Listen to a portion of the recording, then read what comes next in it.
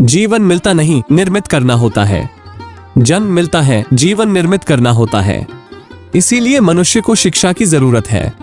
शिक्षा का एक ही अर्थ है कि हम जीवन की कला सीख सके। एक कहानी मुझे याद आती है। एक घर में बहुत दिनों से एक वीणा रखी थी। उस घर के लोग भूल गए थे उस वीणा का उपयोग। पीढ़ियों पहले कभी कोई उस वीणा को बजाता रहा होगा। अब तो कभी कोई भूल से बच्चा उसके तार छेड़ देता था तो घर के लोग नाराज होते थे। कभी कोई बिल्ली छलांग लगाकर उस वीणा को गिरा देती तो आधी रात में उसके तार झंझना जाते, घर के लोगों की नींद टूट जाती।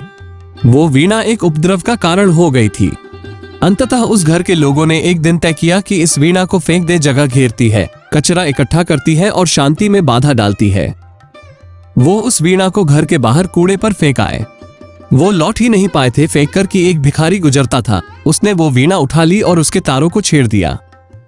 वे ठिठक कर खड़े हो गए, वापस लौट गए। उस रास्ते के किनारे जो भी निकला वो ठहर गया। घरों में जो लोग थे वे बाहर आ गए। वहां भीड़ लग गई।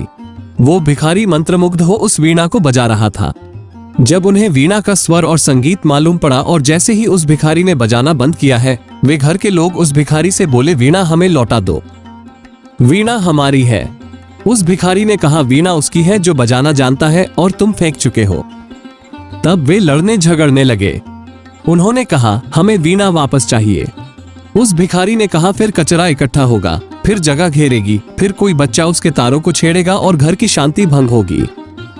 वीणा घर की शांति भंग भी कर सकती है यदि बजाना ना आता हो। वीणा घर की शांति को गहरा भी कर सकती है यदि बजाना आता हो। सब कुछ बजाने पर निर्भर करता है। जीवन भी एक वीणा है और सब कुछ बजाने पर निर्भर करता है। जीवन हम सबको मिल जाता है, लेकिन उस जीवन की वीणा को बजाना बहुत कम लोग सीख पाते हैं।